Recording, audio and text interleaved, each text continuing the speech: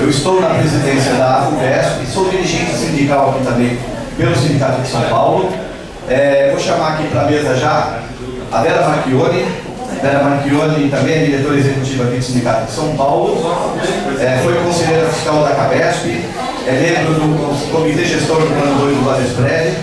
Chamar também o Wagner Cabanal, que foi diretor administrativo da CABESP, é diretor lá da FUVESP também do Sindicato. Chamar o Walter Alves, que também foi diretor financeiro e administrativo do Banesprev, foi conselheiro fiscal do Banesprev e hoje é do Comitê do Conselho Deliberativo.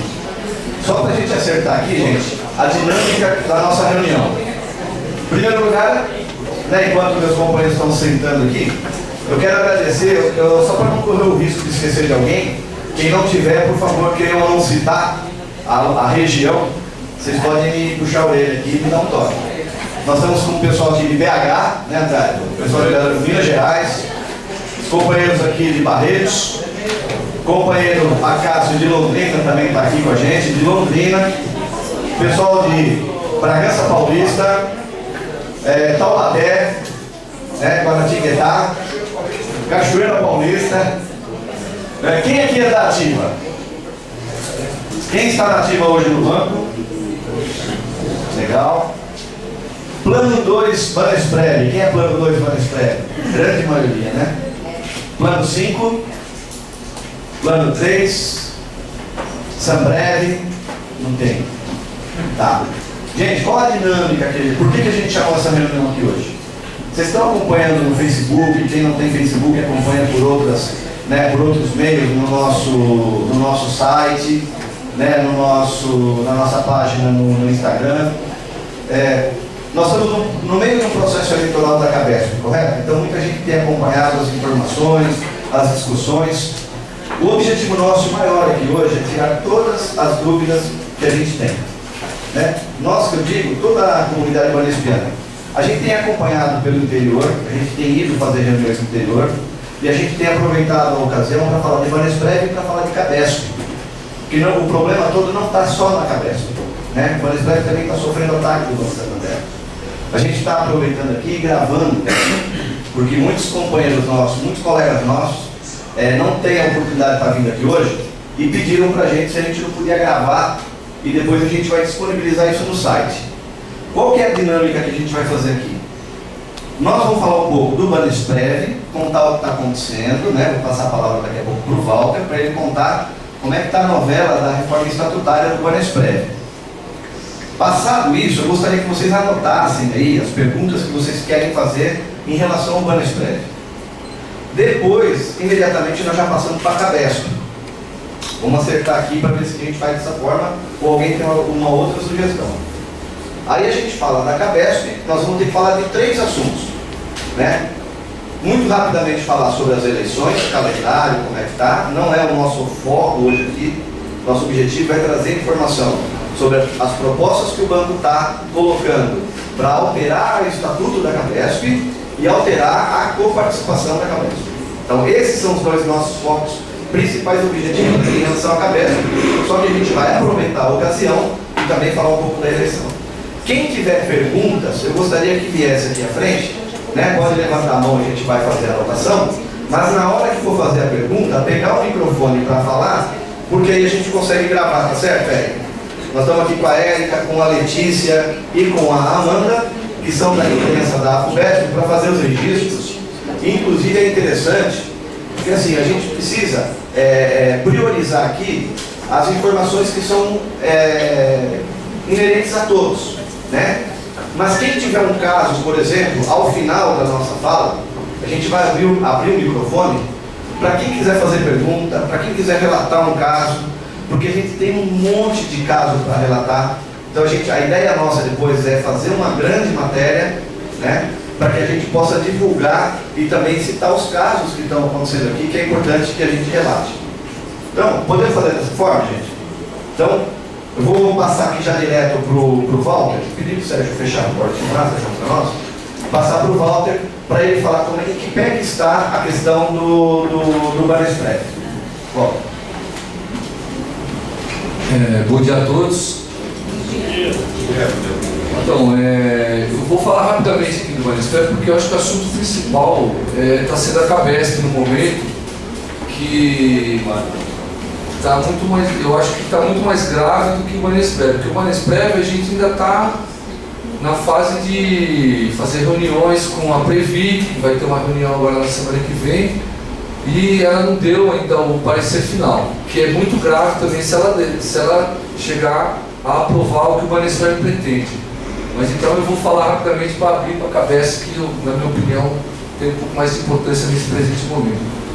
O que está acontecendo no Banesprev? Lá em 2014, portanto há 3 anos atrás, houve uma fiscalização dentro do Banesprev e a Previc constatou que o patrocinador Santander ele tinha muita interferência dentro do Banesprev. Qual que é a interferência? Tipo assim, você ia contratar um gestor para fazer um investimento, tinha que ter um aval do banco.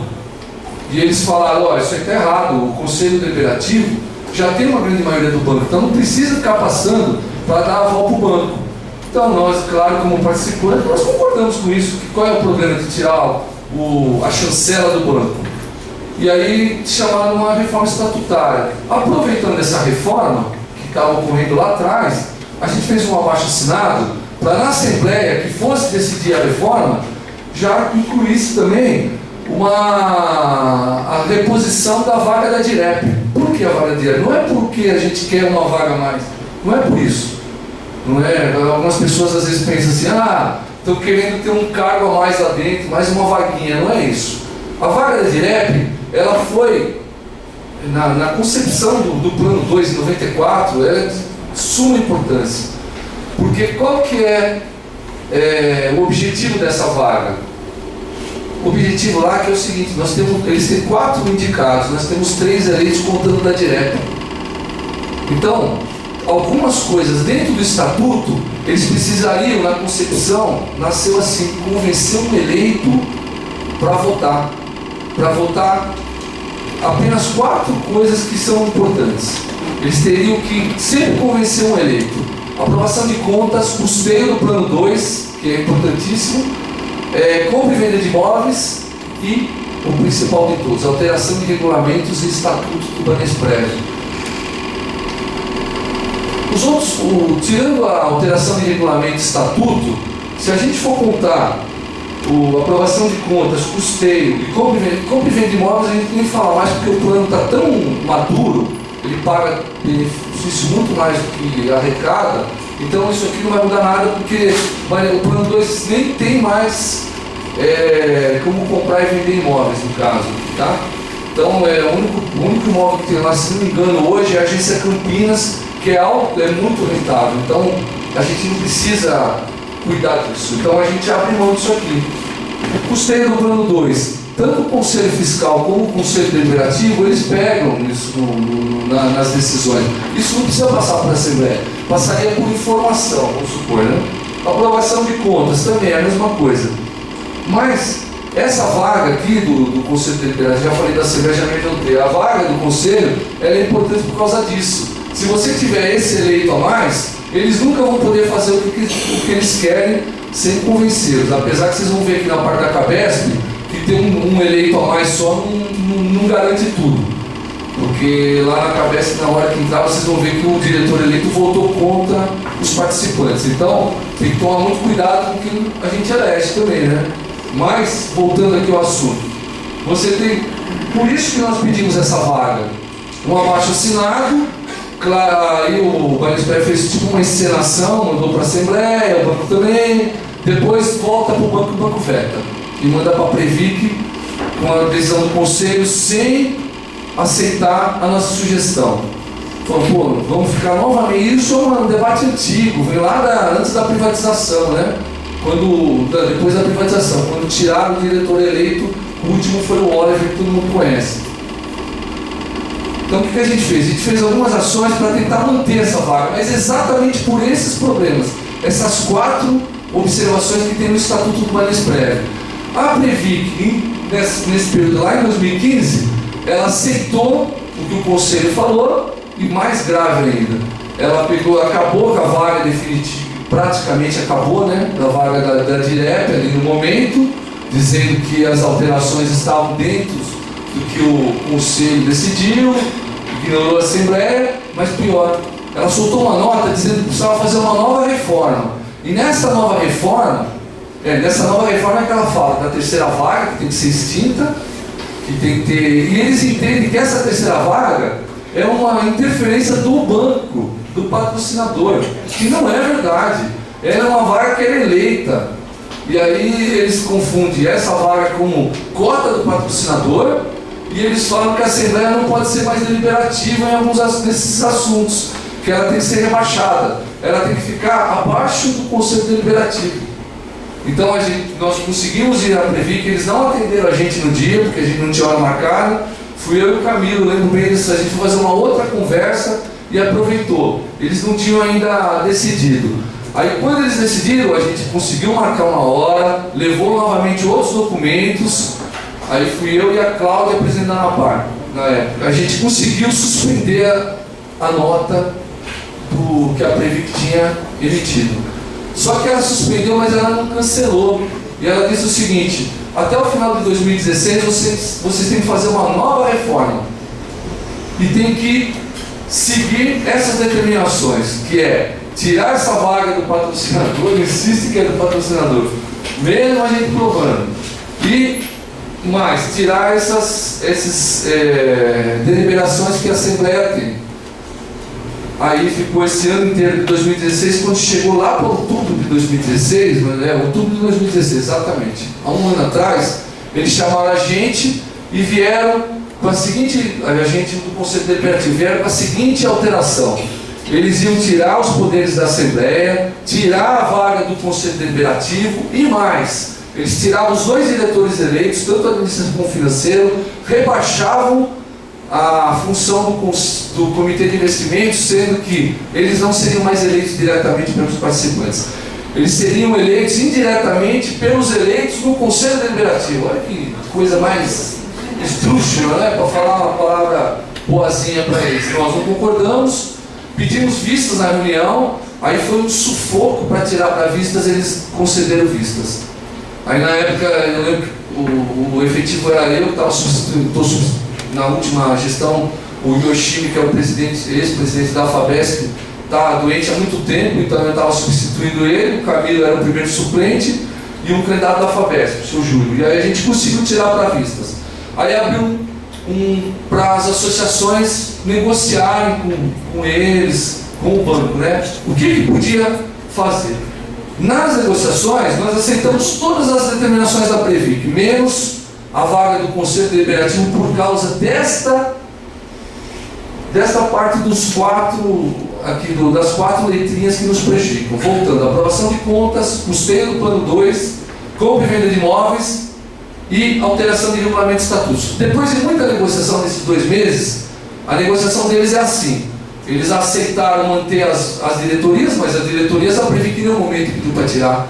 Então, na verdade, eles não estavam aceitando nada, eles colocaram um bode na sala e depois tiraram o bode. Falaram assim: não, então a gente aceita, vocês mantêm os diretores, mantêm a eleição do Conselho Fiscal, do Comitê de Investimentos como é hoje, a Assembleia vai valer para eleger então os dois, o Conselheiro Fiscal e o Conselho Deliberativo.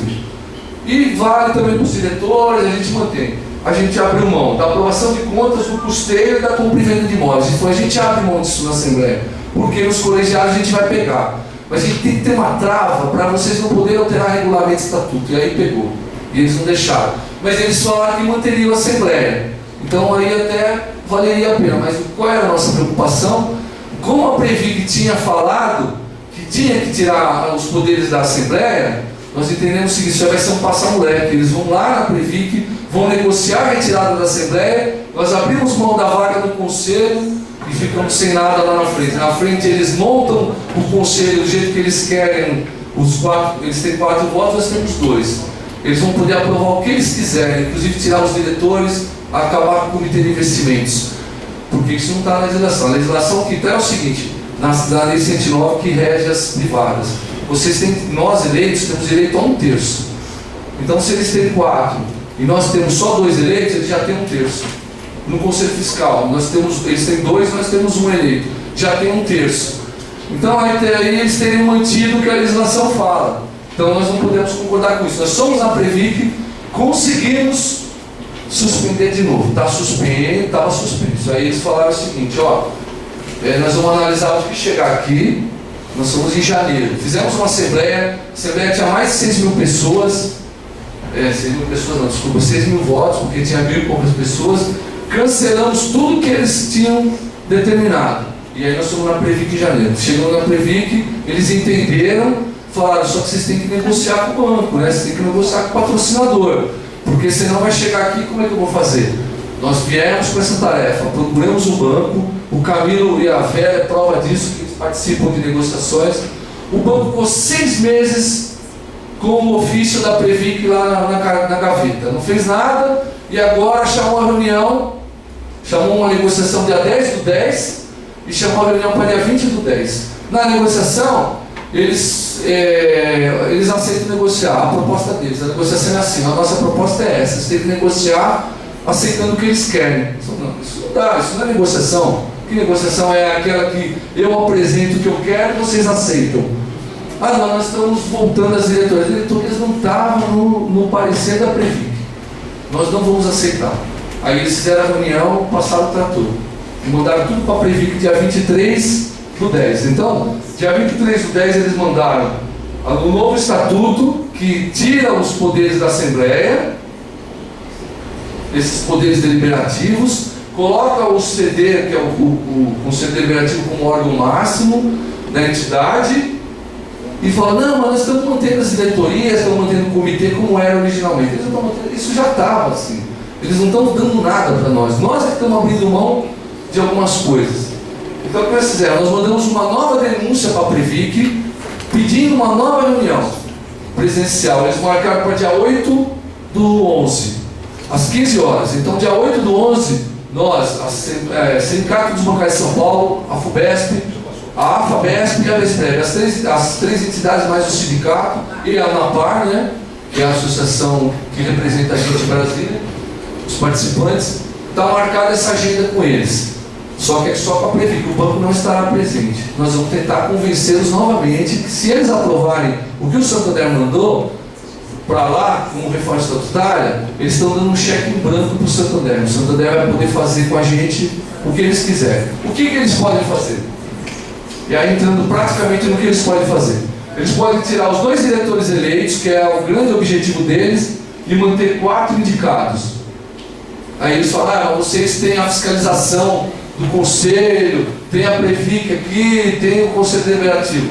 Lá no fundo que eles administram sozinhos, que é o Santander Previ, eles deram um grande prejuízo para os participantes. Cada diretor deles foi autuado de R$53 mil da pessoa física e eles estão em recurso. Eles deram um desfalque, um prejuízo lá de mais de 30 milhões, foi o que foi apurado pela Previc. Na nossa conta dava mais de 50. A Previc apurou 30 milhões. Então o que aconteceu? Como na modalidade do plano deles, eles têm um reajuste lá em setembro. Quando chegou em setembro, a inflação era 9%. Eles tiveram menos de 2% de aumento. Esse é um exemplo que pode ocorrer naquela modalidade do plano. Tá? Não vou entrar em detalhe aqui, senão nós vamos ficar a manhã inteira só falando disso. Mas é bom que a gente saiba. O que eles querem é isso, é eles terem o controle total da entidade. E aí eles trabalham com o comitê de investimentos para poder aprovar essas coisas que eles precisam, que eles gostam de aprovar, tipo lá atrás nesse Santander Previ. O que aconteceu? O mercado inteiro falava para não comprar títulos de inflação. Eles tinham os títulos, a gente acha, a gente não tem como provar isso. Eles tinham que desovar esses títulos. Eles jogaram onde? Lá dentro do Santander Previ, que era um fundo da casa, joga lá dentro, ninguém vai ver, o prejuízo fica para eles, a gente divide com eles o prejuízo e está tudo certo. Divide entre aspas, porque na verdade quem ficou com prejuízo foram os participantes, porque eles enfiaram os títulos lá dentro, sem alterar a política de investimentos, alteraram depois, e aí foi aí que a Previc multou eles. Mas a Previc levou 2 anos para apurar isso. Então imagine, a gente com um plano deficitário na mão deles. E aí nós temos problemas no plano 3, por exemplo, que eu não sei se alguém aqui é do plano 3 lá, eles podem alterar, inclusive, a contribuição de quem está na ativa. Não quem está aposentado, mas quem está na ativa eles podem alterar. Então a gente tem que tomar cuidado com essas coisas. Não pode dar uma carta branca para eles assim, um cheque em branco, e deixar eles alterarem o que eles quiserem. Então essa é a grande briga na Previc. Nós acreditamos que se a Previc aceitar o que eles estão querendo, a Previc vai entrar em contradição, porque quando ela soltou esse parecer que está 6 meses na mão deles, o último que eu falei, ela disse que eles precisam entregar a ata da Assembleia que aprova alterações. A Assembleia negou tudo. Então eles não têm como fazer uma Assembleia, eles não têm como chamar uma Assembleia, porque nós vamos comandar a Assembleia e novamente vamos dar não na alteração. Então eles têm um problema na mão. A Previc, que inventou essa história toda junto com... Eu acredito que eles participaram na primeira concepção dessa história toda que eu contei, que é alterar nossos direitos de representação dentro do fundo. A Previc está com um problema, ela não sabe o que fazer. Então, a gente acredita que ela não vai aprovar isso. Mas se ela aprovar, nós vamos ter que ir para o judiciário e mostrar que a Previc também está no meio. Que a Previc também está colaborando com isso. Então, a Previc, nós já ameaçamos a Previc lá nessa reunião presencial. Então, eles têm muito, eu acredito que eles têm muito medo de aprovar isso, porque eles sabem que vai repercutir muito mal para eles. O momento do Brasil é que é complicado, porque nós estamos vendo um momento de retirada de direitos de um governo autoritário, que é um governo patronal, mexe na CLT, está querendo mexer na Previdência, mexe num monte de direitos da classe trabalhadora. Então isso pode pegar. Hoje o Ministério da Previdência não existe mais. A Previdência está no guarda-chuva da Receita Federal, do Ministério da Fazenda. Então, quer dizer, nós temos um grande problema aí. E olha só, dentro do banco, a Previdência também está sob o guarda-chuva da parte financeira. Então, o que acontece? Não há uma visão previdenciária, há uma visão financista, há uma visão de números. E isso é um grande problema. Então, nós vamos lá, dia 8 já vou encerrar, dia 8 do 11 às 15 horas e vamos mostrar isso para a Previc. Novamente, nós já mandamos vários, nós temos um monte assim de papéis que nós já mandamos para lá. Sem brincadeira, é um monte desse tamanho. Então eles não têm como aprovar isso, na minha opinião. Mas de lá a gente não espera nada, porque a Previc está totalmente na visão patronal, no viés patronal. Então nós vamos tentar alterar isso. Se a gente não conseguir, se conseguir, o banco pode tentar judicialmente falar que a Previc está equivocada. Eu não sei o que eles podem fazer. Mas eu acho que eles vão ter uma grande dificuldade, porque o judiciário ouve muito a Previc. Então, como o juiz não entende, ele pede para a Previc se manifestar.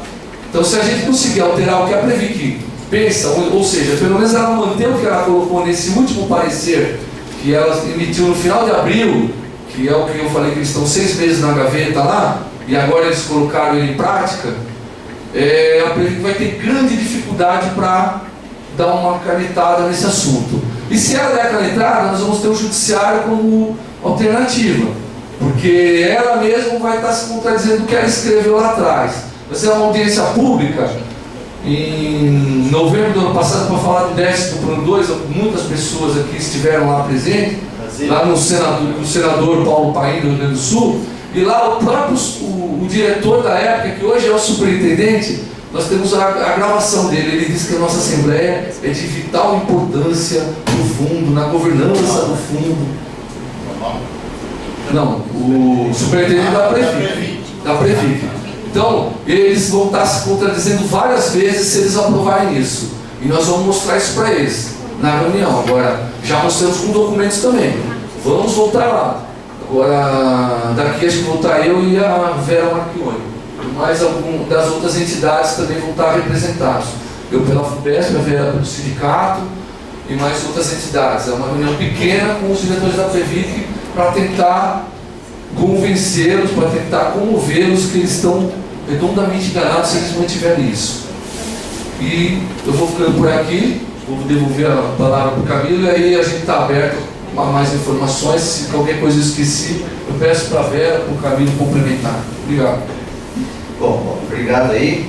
Só para registrar, também está com a gente aqui hoje o secretário-geral da FETEC São Paulo, o Eric, o Exame de Guarulhos, o Eric também lá do ABC. Então, assim, está muito bem representado aqui. É bom que registre-se a importância dessa conversa nossa aqui.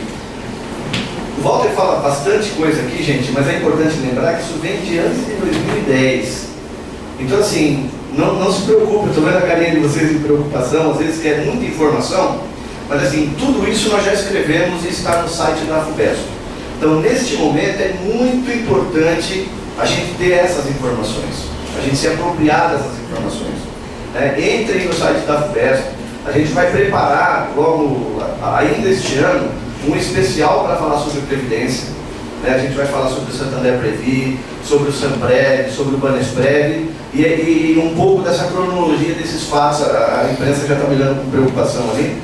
Nós vamos fazer um jornal bacana, especial de Previdência e um especial de saúde. Porque já entrando na questão aqui da saúde, a gente já vai começar a falar de Cabesp.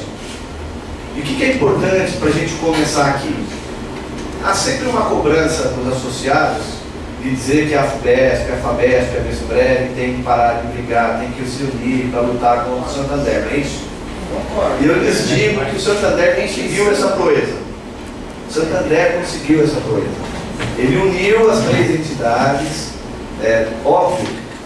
Às vezes a pessoa estava conversando com a Silvana lá fora, Silvana, tem gente que fala assim, eu não entendo, vocês estão disputando a eleição da Cabesp e aqui vocês estão conversando junto lá sobre Banesprev e Cabesp. É isso. Que nós não somos inimigos, nós somos adversários. Neste momento da eleição, nós temos uma chapa, vocês todos já viram falar, e eles têm a chapa deles, que é legítimo no processo democrático. O que não pode haver é você achar que o outro é seu inimigo, dizer que o outro é bandido, que nós somos banespianos. Todos nós aqui somos banespianos e banespianos. Então, assim, dizer que o Camilo é bandido sem me conhecer, que o Wagner é bandido, que a Vera é bandida, sem conhecer, é porque não conhece a nossa história. Nós vamos completar agora 20 anos da privatização do Banespa. E nós fizemos lá. Nós lutamos por mais de 6 anos contra a privatização. Quantos de nós aqui não foi na Assembleia Legislativa várias vezes? Várias. Eu nem estava no sindicato. Eu ia todo dia na Assembleia Legislativa. E eu sei que tem aqui muitos colegas que também iam. E nós lutamos. Morremos? Não, estamos aqui. Mais de 12 mil pessoas se aposentaram depois da privatização. Tem quem critica o acordo do congelamento? Óbvio, critica hoje. Mas naquela época que a gente estava com a faca no pescoço, quantos de nós aqui estaria aqui hoje se não fosse aquele acordo que garantiu o nosso emprego? Lógico, o valor de cada um que existiu, que trabalhou, tinha o seu valor e tal. Mas se não fosse acordo de congelamento, duvido que nós estaríamos aqui hoje conversando. Eu garanto, eu não estaria. Porque eu não aguentaria ficar na garra do Santander se eu não tivesse estabilidade e garantia de emprego. Então, o Banco Santander conseguiu isso. Nós, da FUVESP, procuramos a FABESP, procuramos a Vesprev para dizer, vamos nos unir para discutir Banesprev e Cabesp. Questão de ideologia, deixa para lá. A questão de como cada entidade toca o seu dia a dia, faz a sua luta, deixa para lá. Agora, vamos defender o associado do Banesprev e vamos defender o participante do Banesprev e o associado da Cabesp. Porque o Banco Santander é lógico que ele quer pôr a mão em tudo isso. Nós temos mais, quantos, Walter? 12 bi? 13 bi no Banesprev? 16. Então 16 bi no Banesprev. Metade é plano 2. Plano 2 corresponde a metade desse patrimônio.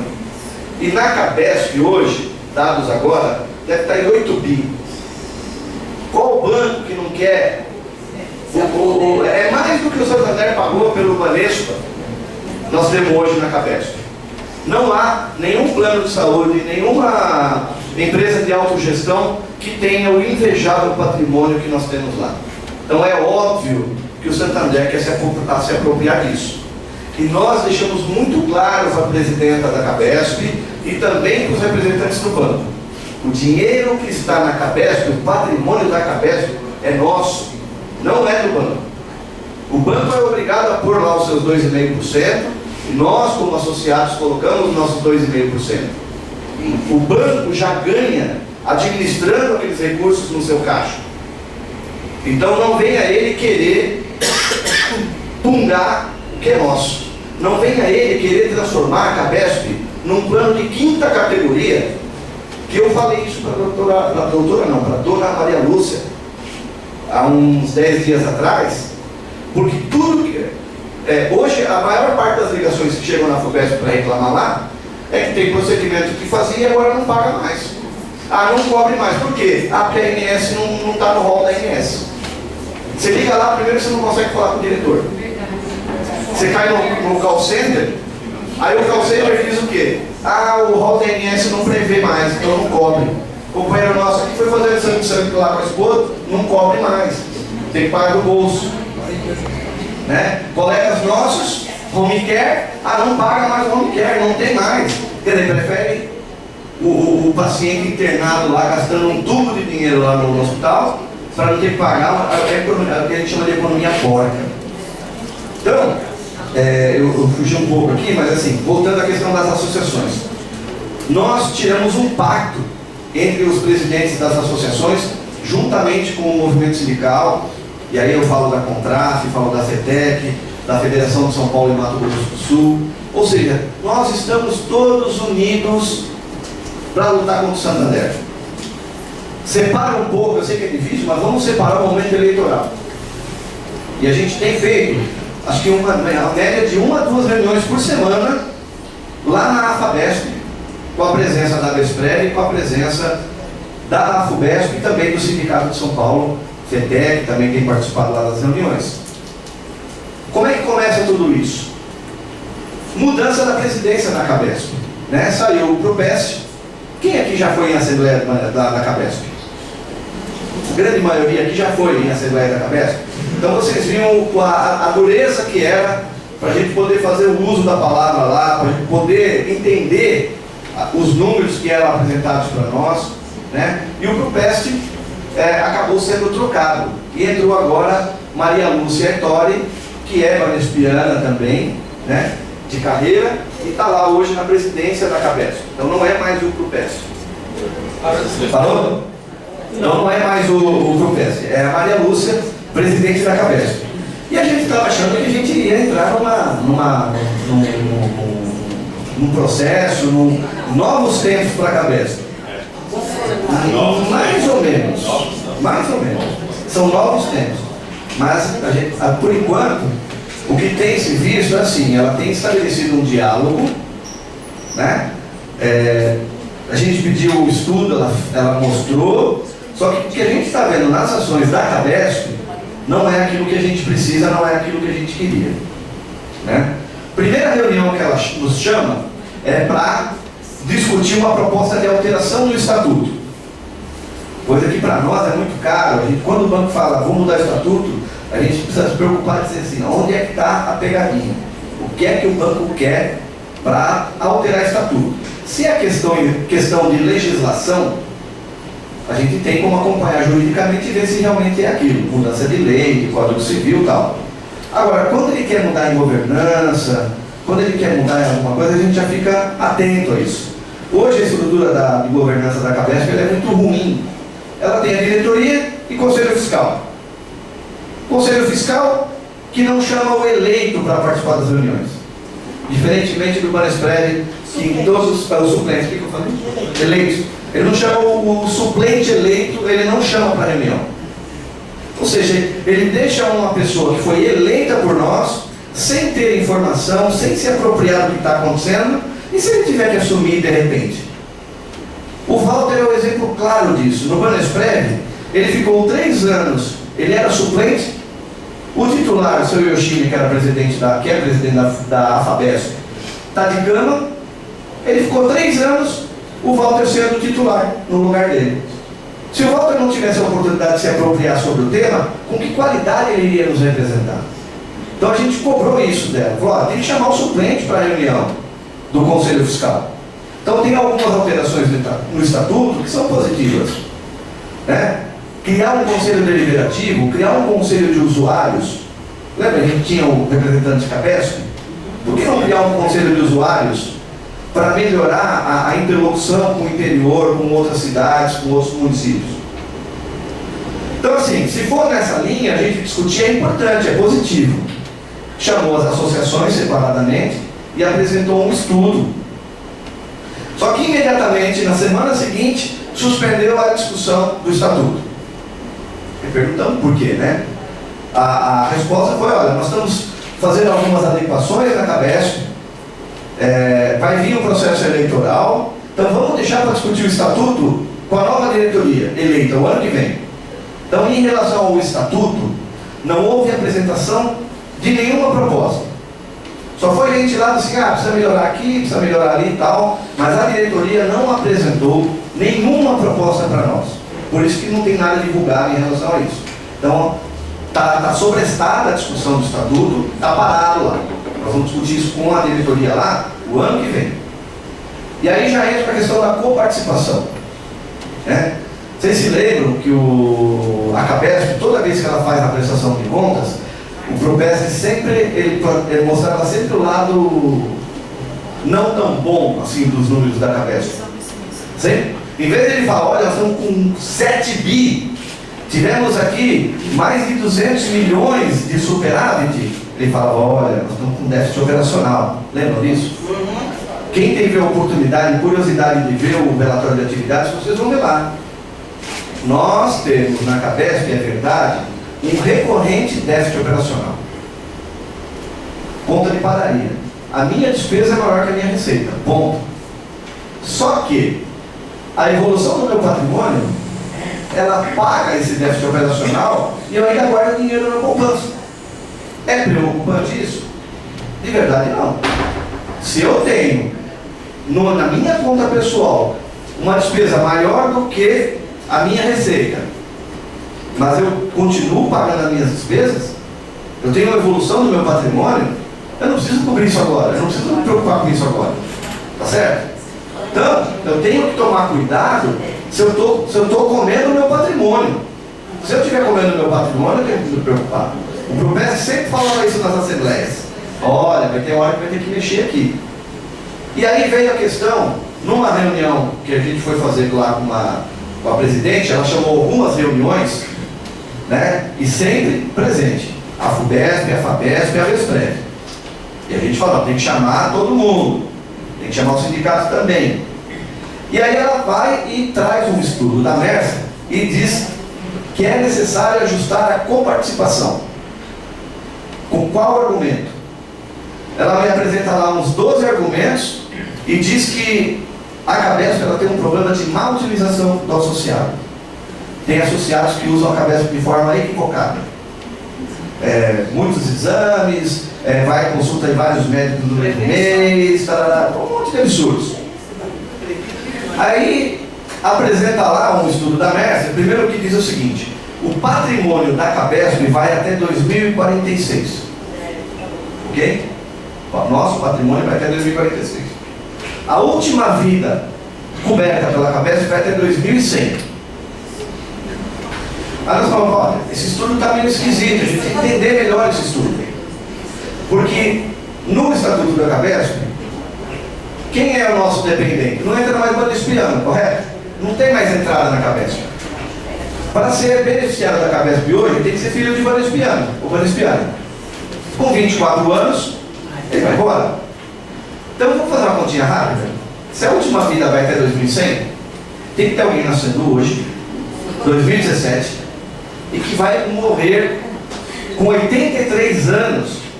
E durante esses 83 anos ela vai ser incapaz. Se não for incapaz, 24 anos ela vai embora. Correto? Sim. Então assim, qual foi a premissa utilizada para eu chegar nesse número?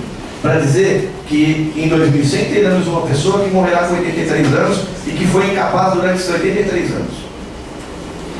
Entendeu? Tem que entender isso. Qual foi a premissa que ela utilizou? Outra, ela mandou um estudo para nós agora recentemente, que tem lá vários cenários. E tem um cenário que fala 2046, e tem um outro que é um cenário feito pelo banco que vai para 2052, o patrimônio. Qual a premissa? Qual estudo está correto?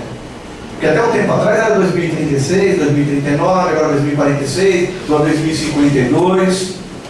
E eu até questionei ela o seguinte, ela propôs assim: como é que é o teto da coparticipação? Nós pagamos hoje o teto de R$125, correto? Sim. Que corresponde a 500 CHs. O que é CH? É o coeficiente de honorário. que é o que faz você chegar num valor ali, quando você multiplica a quantidade. A Cabesp, o teto da Copar é 500 CHs. Só que esse CH, para a Copar, ele está congelado desde 97. Certo? Então, de lá para cá, a gente vem pagando esse teto. E ela falou, olha, nós precisamos descongelar esse teto. Nós vamos descongelar o CH. Hoje é 0,25. 0,25, nós vamos passar para 0,54. Com isso, o teto que era 125 vai para 270. Mais do que o dobro. Só que a caixinha de igualdade ainda não esvaziou. Tem uma coisa pior ainda. Ela falou o seguinte: ao invés de ser por grupo familiar, nós vamos individualizar a cobrança. O que é individualizar a cobrança? O Camilo tem a esposa e 2 filhos. Hoje ele paga quanto? 125. Quanto que ele vai passar a pagar? 270 por pessoa. Eu vou passar o teto de 125 para até os possíveis mais de R$1.000. Aí, ó, pô, não é sério, né? Então nós também não podemos ser irresponsáveis ou inconsequentes de não querer discutir uma solução para a cabeça, né? Mas primeiro, eu preciso saber quando é que efetivamente eu vou ter um problema. Onde que efetivamente esse déficit operacional vai começar a comer meu patrimônio. Certo? Se tem problema de má utilização, eles têm condições internas de coibir isso, de educar as pessoas. Um setor de auditoria médica. O Wagner vai lá 6 vezes no urologista. O médico vai chamar ele. Tá bom, vai. Ele vai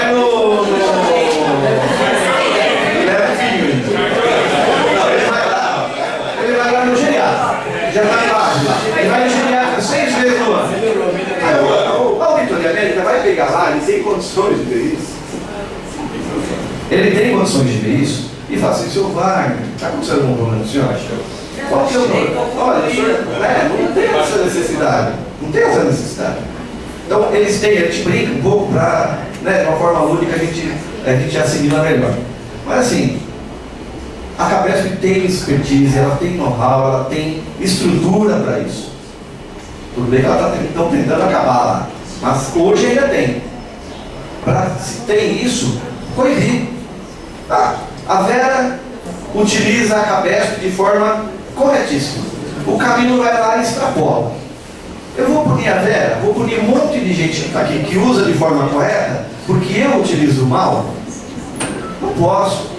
E eu perguntei ainda, quanto que essa alteração na Copar vai trazer de caixa efetivamente para a Cabesp? Não dá para saber, não dá para mensurar, porque eu não tenho como saber quanto que a Silvana vai usar, quanto que o Alquíria vai usar, quanto que o Hélio vai usar, não tem. Vai depender da utilização. Então é uma punição. Então, é o que nós escrevemos isso. Eu não posso querer educar que as pessoas utilizem melhor a Cabesp, punindo-as com um aumento de coparticipação 100%.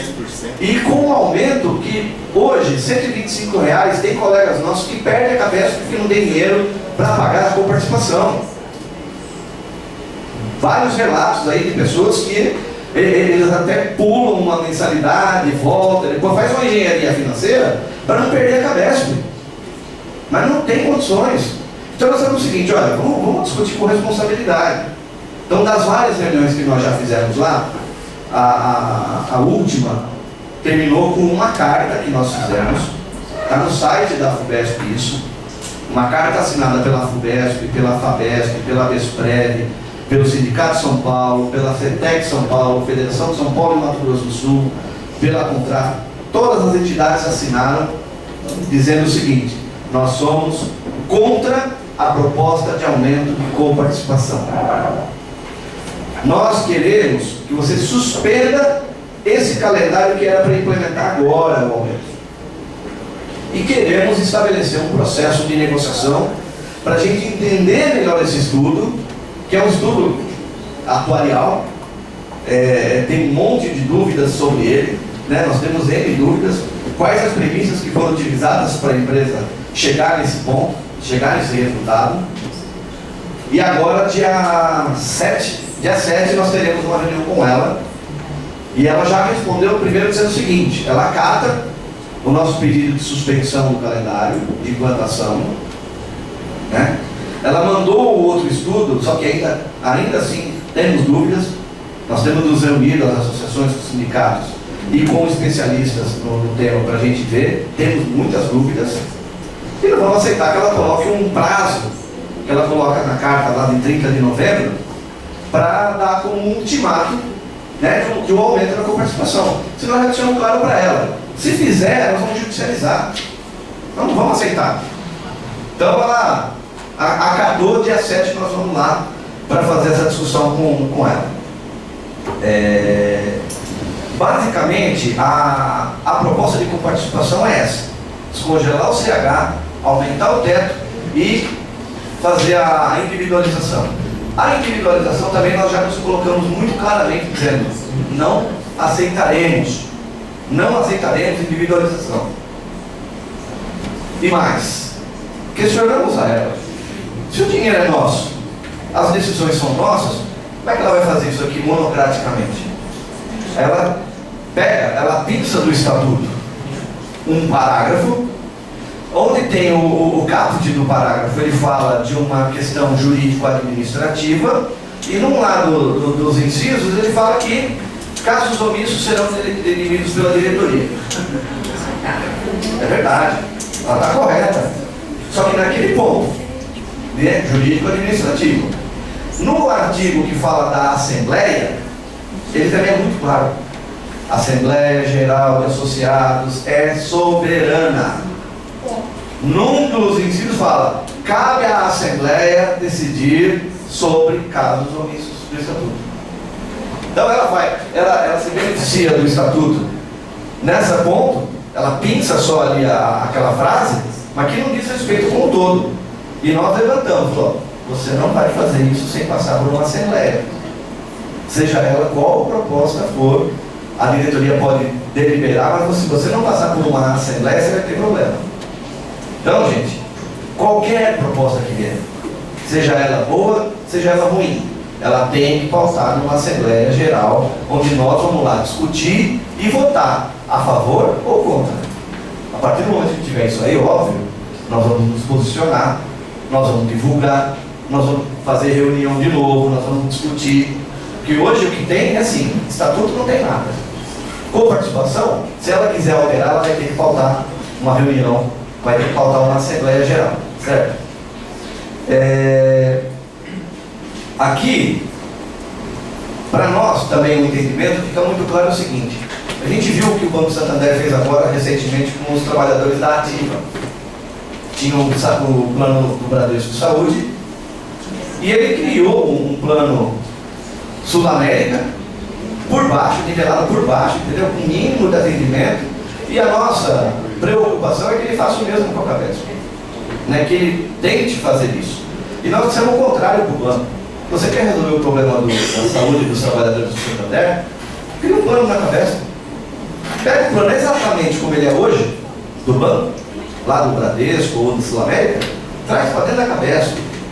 Plano segregado, patrimônio próprio, como o Cabesp Família, por exemplo. Não contamina o patrimônio de quem tem o nosso plano da direta, vai diminuir o custo, vai melhorar a atratividade para a rede credenciada, para os prestadores. Agora precisa ter vontade política. E o banco, assim como ele quer acabar com a Assembleia do Banesprev, eu não tenho dúvida que um dos entraves para trazer para dentro da Cabesp os trabalhadores do Santander é que nós temos uma Assembleia. É o único lugar ali onde nossa voz é ouvida e o banco não tem maioria.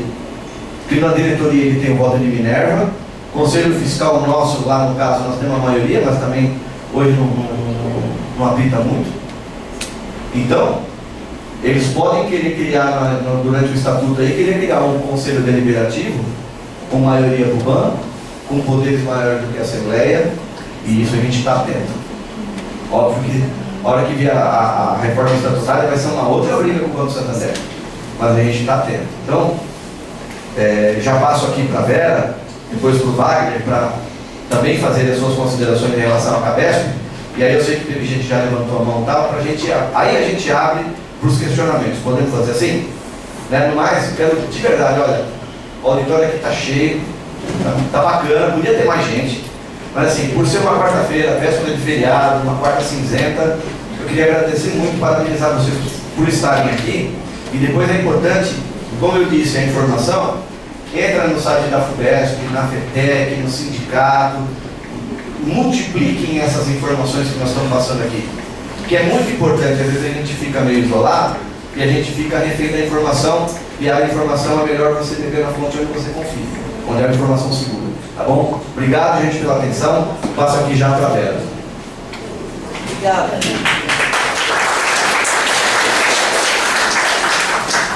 Bom dia a todos. Bom dia. Diz o caminho.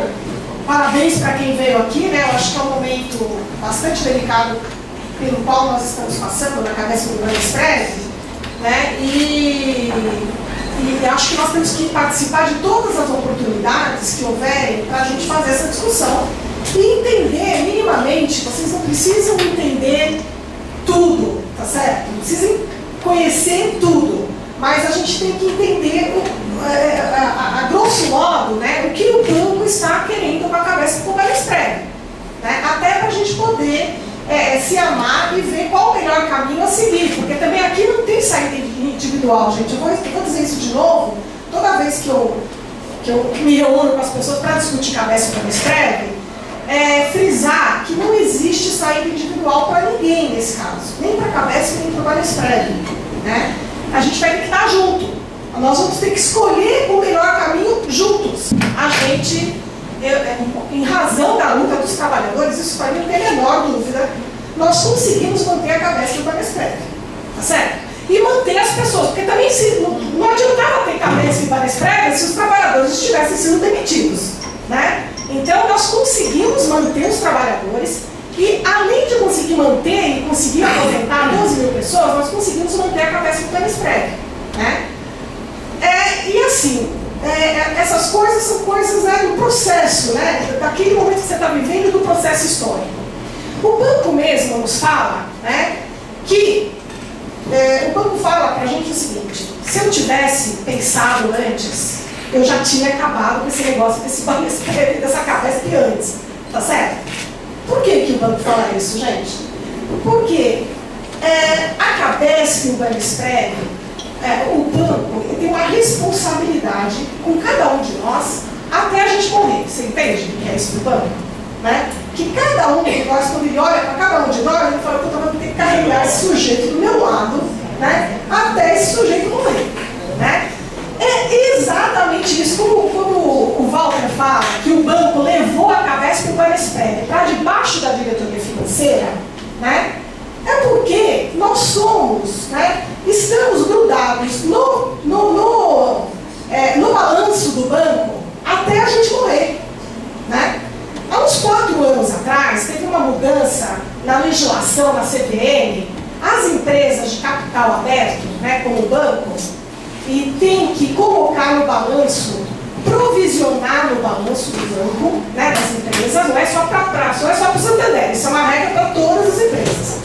Eles têm que provisionar o custo com os trabalhadores aposentados. Então, toda empresa que garante algum direito ao trabalhador aposentado, ele tem que ter o dinheiro provisionado no balanço, tá certo? Então,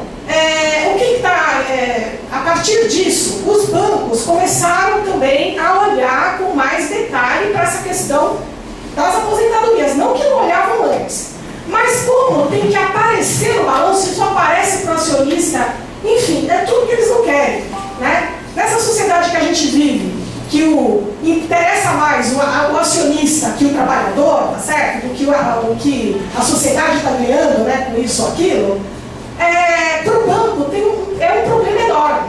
E o banco nos fala isso claramente. Tanto que, como diz o Camilo aqui, para o pessoal da ativa, né, que está hoje vinculado ao Banco Santander, não o pessoal do Banespa, que está vinculado à Cabesp, o banco reformulou toda a assistência médica desses trabalhadores e levou para um outro plano de saúde, reduzindo drasticamente direitos e aumentando enormemente o valor da assistência médica para esses trabalhadores, a ponto da gente estar com um problema na ativa do pessoal que está dizendo que já não está conseguindo mais pagar o custo da assistência médica no banco. Né? Por que o banco fez isso? Porque ele não quer correr o risco desses trabalhadores se aposentarem, coisa que nunca acontece, raríssimas vezes, tá certo? Mas ele não quer correr o risco de ele ter que provisionar esse direito desse trabalhador lá na frente. Então ele está jogando o custo completamente, totalmente para os trabalhadores. E é o que ele está tentando fazer aqui, a gente tem que entender isso. Entender que o que o banco está querendo fazer com a Cabesp, né? O Banesprev tem regra própria, né?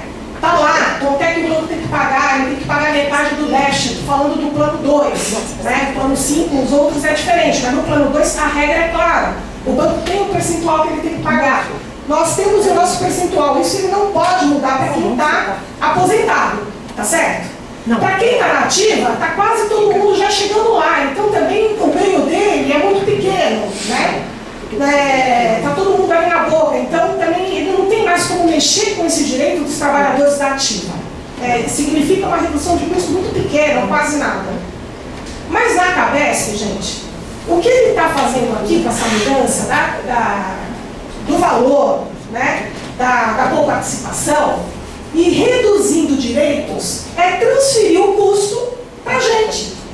Entende? O banco está fazendo isso. Ele está transferindo e ele não quer aumentar, porque a gente poderia discutir se está faltando dinheiro na Cabesp. Nenhum de nós aqui está querendo que falte dinheiro na Cabesp. A gente quer que dê até o último. Né? A gente quer garantir o direito da assistência médica até para o último que ficar vivo e que morrer. Nós não nos furtamos a discutir essa questão, né? Qual o melhor momento, isso que o Camilo falou, qual o melhor momento para a gente, se está faltando dinheiro, quanto é? Qual o melhor momento para a gente começar a fazer essa reposição desse valor, né? Mas o banco, ele não quer fazer essa discussão, porque nós até já conversamos entre as associações, que se tivesse que colocar dinheiro na Cabesp, era melhor aumentar a mensalidade da Cabesp. Nós pagamos 2,5% e o banco paga 2,5%. Se está faltando dinheiro, o correto é que a gente coloque e o banco também coloque uma parte. Então, melhor ela sobre a folha de pagamento. Por quê? Porque não penaliza quem ganha menos. Porque quem ganha mais pode achar que R$270 é fichinha, tá certo? É tranquilo. Mas para quem ganha pouco, R$270, eu não estou nem falando da individualização, porque a individualização é uma sacanagem enorme, tá certo? Isso não está previsto no regulamento, não está previsto em lugar nenhum. Isso saiu da cabeça do banco. A questão se tivesse que fazer, então vamos pensar no momento.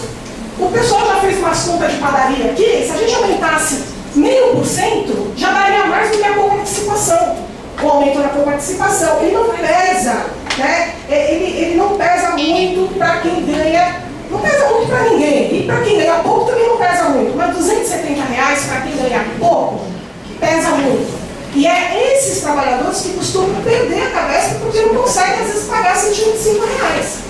Né? E aí a gente pensa que não, mas nós temos sim trabalhadores que têm esse perfil. Nós temos os trabalhadores que são oriundos da Banespa Serviços, tá certo? O pessoal que se aposentou não tem complementação, né? Enfim, tem uma série de pessoas que têm um salário muito baixo e que a Cabesp só consegue manter a Cabesp porque a Cabesp também tem um valor, né, bastante baixo comparado com os padrões de assistência médica por aí, tá certo? Então, eu acho que o que nós temos que entender eu acho que as associações vão ter que se debruçar sobre essa questão do estudo atuarial para ver exatamente qual o tamanho desse problema, se tem problema, como diz o pessoal, se tem que começar a ser pago agora, se pode ser mais lá na frente, tá certo? E qual a melhor forma de colocar dinheiro? Porque o que o banco está querendo é que só os trabalhadores coloquem dinheiro, né? Com a coparticipação e uma coisa pior ainda, porque essa a gente não consegue nem medir direito, porque aí é individual, né? É a questão da utilização. Eles estão tirando, né, a cobertura de um monte de exames que antes eram cobertos, né? E a gente não sabe, não consegue mensurar porque a gente não tem essa tabela, né? A gente não sabe, olha, o Sérgio outro dia foi fazer um exame que não estava mais coberto, sempre foi, não é mais, né? O pessoal que está com home care, o banco agora, tem uma amiga, a Cidinha de Santos, tem a mãe com home care, usando home care, e a Cabesp estava querendo cortar o home care, ela teve que ir lá, levar nova papelada da mãe, não sei o quê, aprontar um escarcéu lá para eles manterem o home care. E agora chegou uma correspondência na casa dela dizendo que o home care é uma liberalidade, não é direito, entende? É uma liberalidade, eles decidiram manter o home care na mãe dela, né? Então, que por uma liberalidade eles estão mantendo. Ela até mandou, depois vou repassar aqui, que ela mandou o documento que a Cabesp escreveu. Mas assim, o que está acontecendo, né? E isso a gente não está conseguindo medir muito. Quais procedimentos que a Cabesp resolveu tirar do rol de atendimento e o que a Cabesp está fazendo? Ela está se baseando na ANS. E nós nunca, gente, nós nos baseamos na ANS. A ANS, quando foi implementar os direitos básicos da assistência médica, a Cabesp sempre esteve além, mas muito além dessa questão das garantias mínimas, tá certo? Que o governo decidiu implementar por conta da sacanagem que estava virando assistência médica. E a Cabesp nunca precisou se adequar à legislação, porque ela sempre esteve acima da legislação, né? Então, esta qualidade que a gente sempre teve na Cabesp, nós vamos começar a sentir agora uma queda, né? E essa queda, o que é? É custo, é transferência de custo para a gente. Porque o custo, se eles não tiverem o home care da Cidinha, a Cidinha vai ter que se virar, tá certo? Com o custo de manter lá aquela estrutura para a mãe dela. Se eu não consigo fazer um exame, e eu preciso do exame, eu não consigo fazer pela Cabesp, eu vou arcar no meu bolso, tá certo? Ou seja, não vai sair da Cabesp. Então está tendo uma transferência de custo, né, para a gente. Por quê? Para o banco poder reduzir o que ele tem que provisionar no balanço, né? É o que ele está fazendo. Então, eu acho que nós temos que entender qual é o mecanismo que está por trás disso, né? E há outro mecanismo que o banco está querendo com as mudanças estatutárias, tanto da Cabesp quanto do Banesprev, né? É a questão da governança, como diz o Walter aqui, né? O banco, ele não suporta essa ideia de que ele tem que fazer uma assembleia e o que ele decide tem que passar pelo trio dos trabalhadores, tanto na Cabesp quanto no Banesprev. Então, essa questão de tirar, então, o outro lado que a gente vai ter que olhar muito é a nossa governança, a nossa participação. O que o banco quer tirar da gente, tá certo? No sentido de governança, de participação e de transparência, né, das contas do Banesprev e da Cabesp, que é o que eles querem atingir também pela reforma estatutária, né? Então, eu vou ficar por aqui, porque eu acho que já desceram bastante em detalhes, não precisa, mas para a gente entender que isso tudo tem uma lógica, né? A lógica é de uma economia para o banco, ele não quer mostrar para o acionista que ele tem esse custo, ele quer reduzir, ele quer mostrar que ele administra bem, tá certo? E administrar bem, nesse caso, é transferir os custos para os trabalhadores. Tá bom? É isso. Obrigada. Obrigado, Vera. Só para o Wagner aqui, só lembrar na fala da Vera, a ANS tem que ser o padrão mínimo, não o patamar máximo.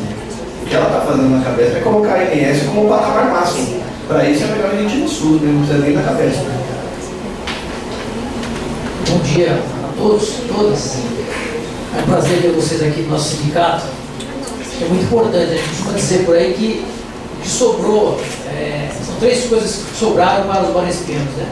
Você vê a amizade das pessoas, a Cabesp e o Banesprev. A gente costuma viajar bastante, eu, o Walter, o Camilo, fazer reuniões fora, e a gente vê, principalmente no interior.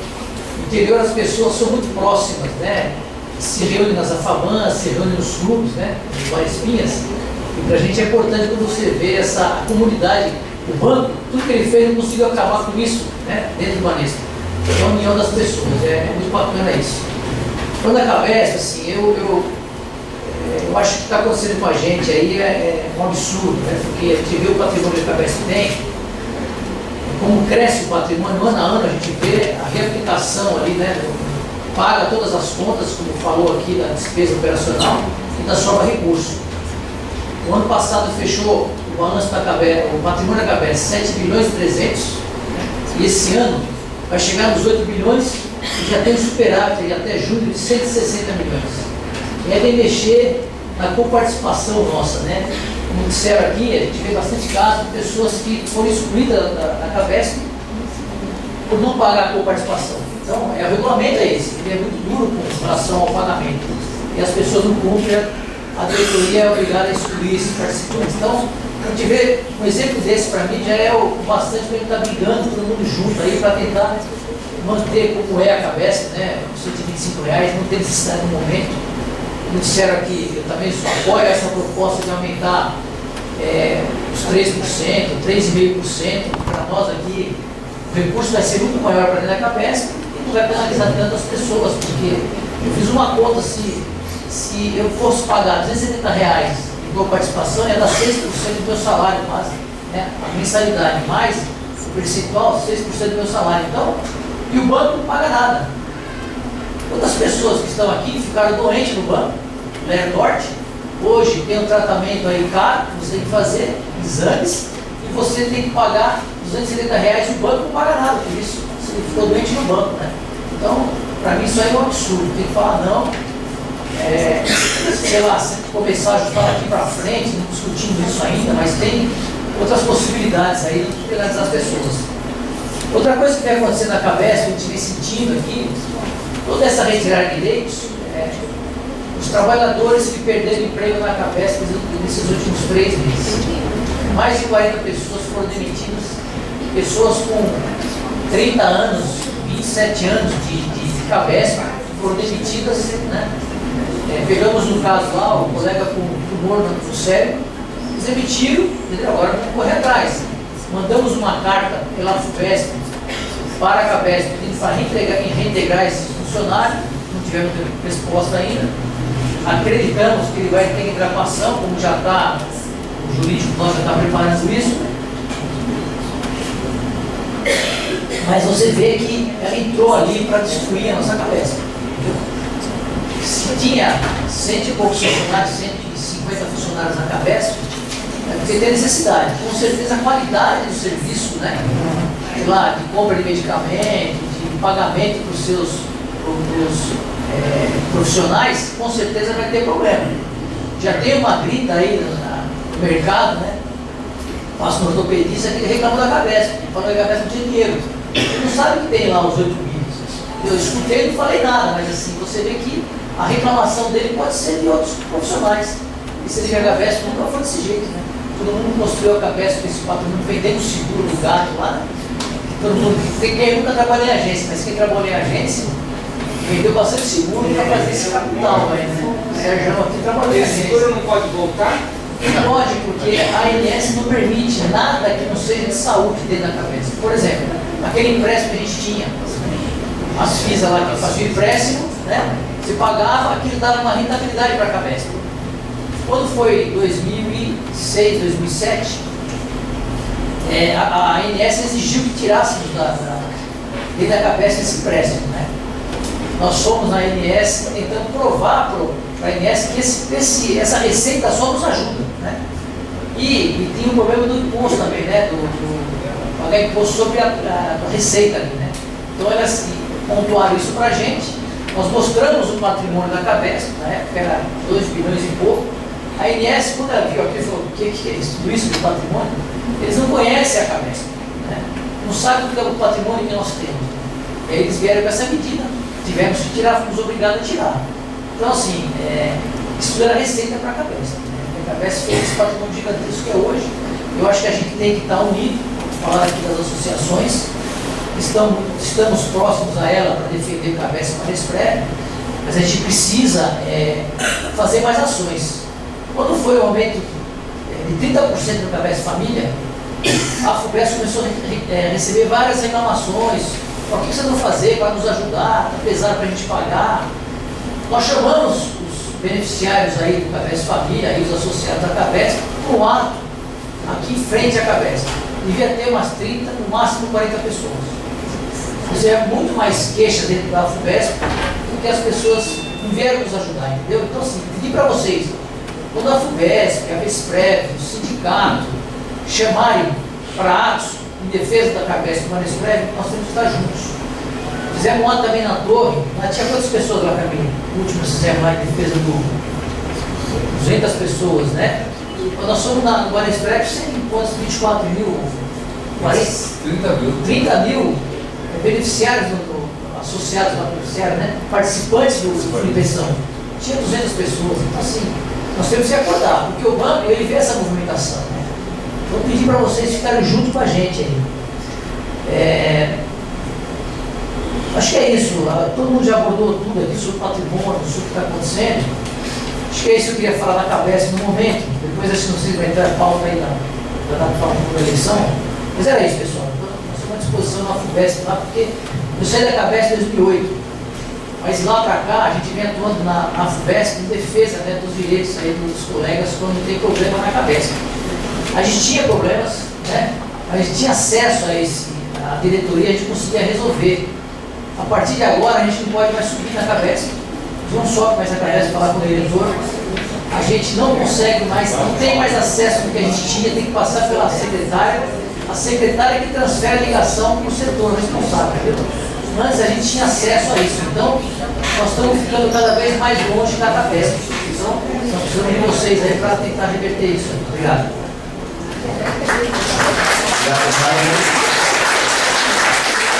Antes de abrir para as perguntas, desabafos, hoje aqui nós não temos tempo, tá? A gente vai ficar aqui até a última pergunta, a última dúvida, o último desabafo.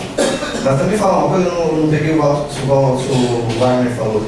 Está tendo muita demissão de trabalhador lá na CABESP, né? E recentemente um dos trabalhadores que foi demitido lá nos procurou, há um ano de entrar na estabilidade, com um histórico de leve dorte e está tratando de um tumor no cérebro. É um perfil ótimo para você demitir, né? Então a CABESP, sem nenhuma cerimônia, vai lá, sem nenhum pudor, vai lá e demite um trabalhador dele. E assim, com histórico, com relatórios médicos, a CAT, que é o comunicado de acidente de trabalho emitido no prontuário dele, nós mandamos uma carta, né? A FUVESP fez uma carta reivindicando a reversão da demissão do trabalhador e até o momento não responderam. Fizemos na sexta-feira, de manhã, mandamos a carta, ficamos aguardando e ontem começou, né, o nosso jurídico lá da FUVESP está preparando a ação judicial para tentar a reversão. Coisa que a gente não queria, porque eu acho que em qualquer mundo civilizado, demitir uma pessoa saudável já é ruim. Você demitir um trabalhador que está há um ano tentando a estabilidade, com esse histórico de saúde, é muita perversidade, né? Então, esse é o jeito novo da administração da CABESP, fora esses problemas todos que o Wagner colocou aí. 2 minutos eu vou precisar agora só. A gente falou aqui no início que o nosso foco aqui não era a eleição, mas nós precisamos falar dela, né? Não podemos fugir da realidade. Eu vou pedir só para a Renata distribuir para vocês, quem não pegou ainda o jornal. As eleições começaram dia 21 de outubro, né? Dia 21, até o dia 21 de outubro o banco e a CABESP ficaram de mandar o kit de eleição, né? A cédula, tudo. A votação é somente pelo correio, em que pese o Walter, que é nosso representante lá na comissão eleitoral. Nós pedimos para que fizesse também o voto por internet, para facilitar a vida do associado, tudo, mas lá ainda impera essa cultura de só fazer o voto pelo correio, né? Esse jornal que está aí apresenta a nossa candidatura, né? O Wagner já foi diretor administrativo eleito lá por um mandato e é candidato agora a diretor financeiro. A Vera já foi conselheira fiscal, né? Eleita também. Está concorrendo também agora de novo ao Conselho Fiscal. Ela é hoje do Comitê Gestor do Plano 2, do Banesprev, e eu já fui diretor do Banesprev, conselheiro do Comitê de Investimentos, do Comitê Gestor, né? Já dei a minha contribuição lá para o Banesprev, e agora também sou candidato à diretoria administrativa lá na CABESP. As nossas propostas estão aí, né? A gente tem divulgado isso no site. mas é importante que vocês leiam, importante que, se possível, também leiam o material da chapa de oposição.